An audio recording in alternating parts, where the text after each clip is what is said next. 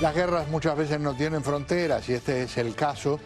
En el correr de estas últimas horas ha trascendido que el régimen de Irán le habría dado luz verde al grupo terrorista Hezbollah para que ataque a Israel a su gusto.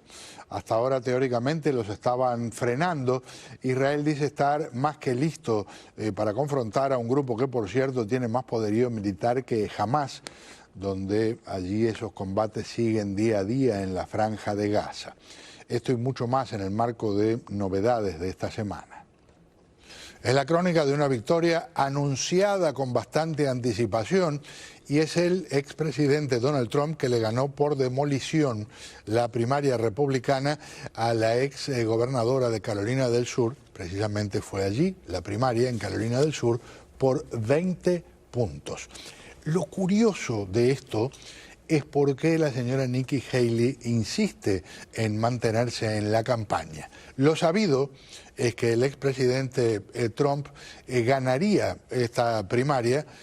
Todas las encuestas indicaban una ventaja inmensa y ni que hablar de la ventaja que tiene en las encuestas en los próximos estados donde habrá primarias. Aquí algunas cosas en términos de lo que ocurrió este sábado. Es la única rival que le queda a Donald Trump. Nikki Haley, antigua embajadora ante la ONU, que les gusta a sus seguidores de ella. Es muy inteligente, se une a la gente, no es divisiva. No miente ni tiene cargos en su contra. Josh votó a Trump la última vez, pero ahora dice que es como un niño con rabietas. Arnold votó a Biden, ahora prefiere un cambio, sangre nueva. Elizabeth es republicana de toda la vida, pero el partido ha cambiado tanto que le cuesta reconocerlo. La propia Nikki Haley dice que esto es una lucha entre David y Goliat, pero también dice que no se va a rendir. Y aquí, Goliat. Trump promete deportaciones masivas y promete proteccionismo, poner a Estados Unidos primero. Ha ganado en todos los estados que han votado, es el favorito en todos los que faltan y ya está hablando de las generales. Joe Biden, estás despedido. ¿Qué les gusta a sus votantes de él? Sus ideas para la economía, que es un líder fuerte y se hace respetar por otros países. Y sí, lo votarán incluso si un juez lo condena a ir a la cárcel. Aquí lo que más preocupa es la frontera y la economía. Este matrimonio está dividido, ella está con Haley, él con Trump. Nuestros hijos nos piden que no hablemos de política porque duele, dicen. Son las dos facciones del Partido Republicano. David contra Goliat. Algo de lo que dijeron el señor Trump y la señora Haley. Thank you very much. Wow. That is really something. This was a little sooner than we anticipated. It was an even bigger win than we anticipated. And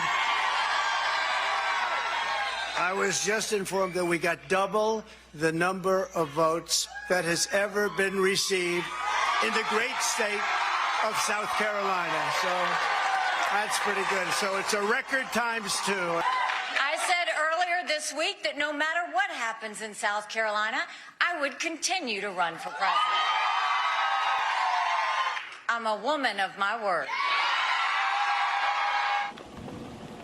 A 7 meses de las elecciones, el presidente Joe Biden y el expresidente Donald Trump visitan simultáneamente la frontera de Texas, en medio de un debate político por la crisis que atraviesan varias ciudades con la llegada de miles de migrantes. La campaña Biden-Harris asegura que Trump busca bloquear cualquier solución fronteriza para llevarse él los aplausos. Biden llega a Brownsville, una ciudad fronteriza en el Valle de Río Grande, que durante el último año ha vivido el impacto de la llegada masiva de indocumentados. La campaña Biden-Harris afirma que con su visita a Eagle Pass, Trump solo busca congraciarse con sus seguidores. Entre tanto, el Comité Nacional Republicano afirma que Trump viaja a Eagle Pass para reafirmar que las políticas fronterizas de su administración sí funcionaban. Los republicanos cuestionan que Biden haya removido la política que obligaba a los solicitantes de asilo en Estados Unidos a esperar en México, con el argumento de que habría permitido controlar mejor el flujo de personas. El sindicato de la patrulla fronteriza le pidió al presidente Biden por la red social X que ni los mencione este jueves, expresando su molestia con las políticas de la administración. Sus dirigentes estarán apoyando al expresidente Donald Trump. Este fin de semana también fue la convención conocida por sus siglas en inglés CPAC, que aglutina a conservadores, a muy conservadores y a requete conservadores. Allí estuvo presente el expresidente Trump y ocurrió algo bastante interesante cuando el nuevo presidente argentino, Javier Milei, por poco lo abraza y le hace reverencias cuando lo encontró.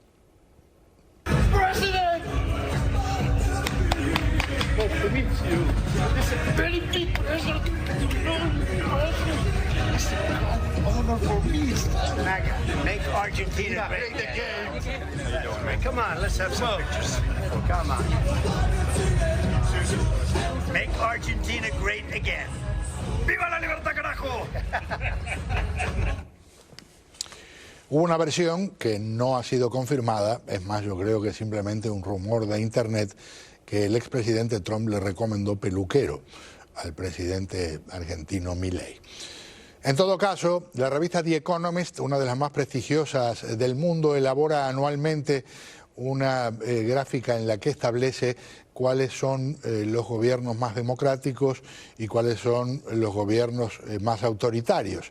En este caso lo hizo con Latinoamérica y el Caribe, y estas son las naciones que salieron en los primeros lugares.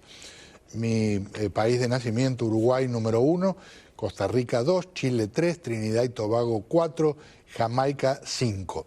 Y por cierto, cuando se habla de las que salieron peor, dos advertencias. Allí están Guatemala, Bolivia, Haití, y las dos peores, Venezuela y Nicaragua.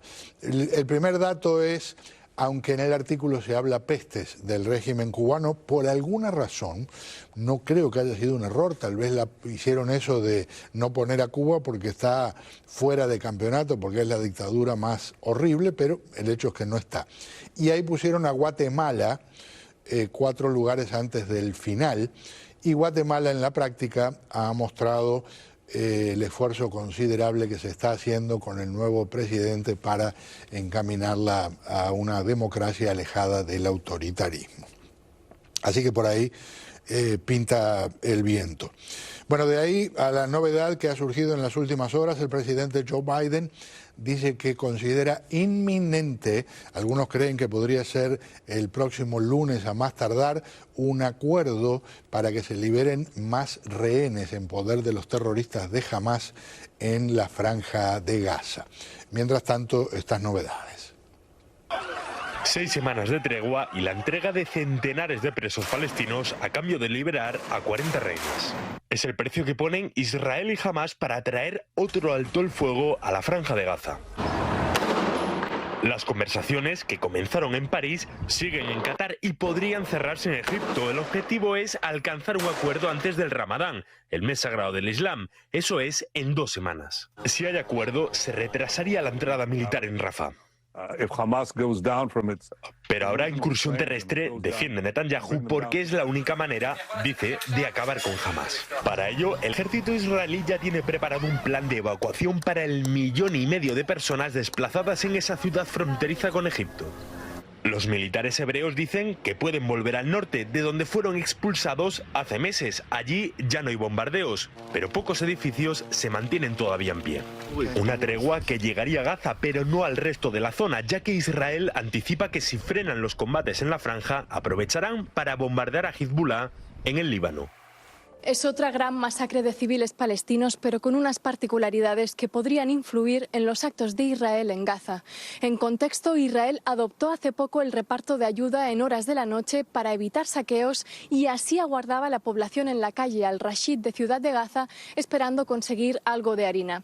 Según el ejército israelí, la gran mayoría de los más de 100 fallecidos murieron en una suerte de estampida, aplastados por la multitud o atropellados por los camiones. Y después, cuando un grupo se acercó a tanques y soldados, dicen que dispararon al aire y a las piernas, reconociendo haber herido a al menos 10 personas. Esta versión, que el ejército sigue investigando y que apoyó con un vídeo, no es la versión del Ministerio de Salud local ni de testigos o funcionarios médicos que describen un ataque israelí con disparos con traslados de los heridos que también se hicieron con carretas y burros ante la falta de ambulancias que no eran suficientes. Como anticipábamos, la masacre ocurre en una situación desesperante y de hambruna en Gaza.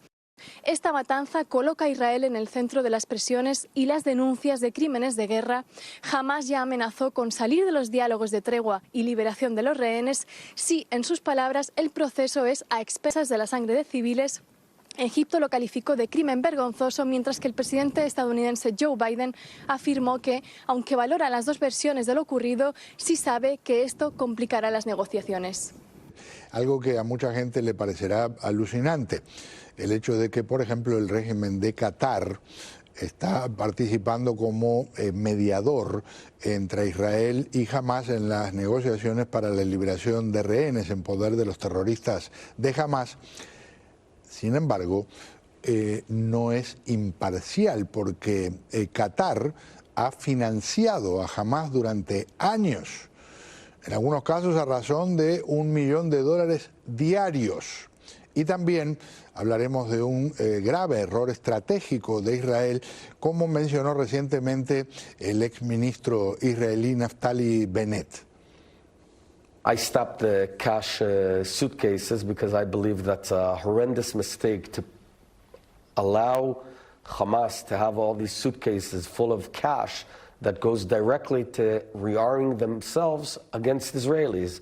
Why would we feed them cash to kill us? I think the approach towards Hamas was one of a sort of a nuisance type terror organization that can shoot rockets, can cause a bit of havoc here and there, but not much more than that. So underestimated. And absolutely. Y cuando habla de maletas llenas de dinero, se refiere no solo a las que llegaban de Qatar, sino a dinero que enviaba Israel, pensando que podía ser utilizado de alguna forma como una manera de contener a Hamás y que se utilizaría con fines humanitarios. En la práctica sabemos que en realidad Hamás estaba siempre pensando cómo destruir al Estado de Israel. Otro capítulo en Rusia. Finalmente, las autoridades correspondientes entregaron el cuerpo del opositor Alexei Navalny, que se cree fue asesinado en una cárcel al norte del Círculo Polar Ártico, un hombre que dio su vida en la batalla que él libró pacíficamente y del lado de la dictadura rusa se libró con todas las artimañas habituales. Al final, después de varios días de batalla, la madre pudo abrazar el cuerpo de su hijo. Los restos del opositor ruso Alexei Navalny, que murió en una cárcel del Ártico hace más de una semana, fueron entregados a su madre. Así lo anunció en la red social X la portavoz del opositor. La madre del opositor, Lyudmila Navalnaya, reclamaba hace días que el gobierno de Vladimir Putin entregue el cuerpo de su hijo, quien falleció cuando purgaba una pena de 19 años. Lyudmila acusó al gobierno de chantajearla al amenazarla con dejar que el cadáver se descompusiera o con enterrarlo en la cárcel si no accedía a que el funeral se celebrase en secreto. Navalny fue uno de los mayores críticos de Putin. Un funeral público podría teóricamente movilizar a sus partidarios, lo que supondría una molestia para el régimen Putin, que espera ser reelegido en las elecciones previstas entre el 15 y el 17 de marzo. De aquí a la capital mexicana con un llamado de alerta estremecedor. México enfrenta una crisis de agua que es propiciada por varios factores. El cambio climático es uno de ellos. Se refleja en las alteraciones en los patrones de lluvia, exacerbando la sequía en algunas regiones y aumentando la frecuencia e intensidad de fenómenos climatológicos extremos como sequías e inundaciones. Entre los factores también destaca la falta de lluvias, que es un problema recurrente en México, especialmente en áreas como el norte del país y ciertas regiones del centro-sur. La falta de precipitaciones reduce la recarga de acuíferos y embalses, disminuyendo la disponibilidad de agua para consumo humano, agrícola e industrial. Además, la sobredemanda del agua embotellada también favorece a la crisis, pues existe una sobreexplotación de recursos hídricos y es problema también de los residuos plásticos. La crisis de agua también es alimentada por industrias en donde su consumo es elevado. De no atender la problemática del agua, el día cero, en donde el suministro libre de agua termine y el acceso al líquido comience a ser racionado, podría azotar la Ciudad de México en 2028, advirtió la ONU. Es delirante, ¿eh? El gobierno mexicano rechazó esto, dice que es un invento de la oposición. En Cuba, el mismo régimen reconoce que pedirán pan y no les darán, porque no hay harina. Parece que fracasó alguna negociación para importar la base con la que se construye el pan, y el resultado es que se espera que durante semanas, creen que hasta abril no se resolvería el tema y piensan que en gran parte, algunos creen la mayoría de las panaderías en Cuba se llamarán panaderías, pero de pan, poquito y posiblemente nada.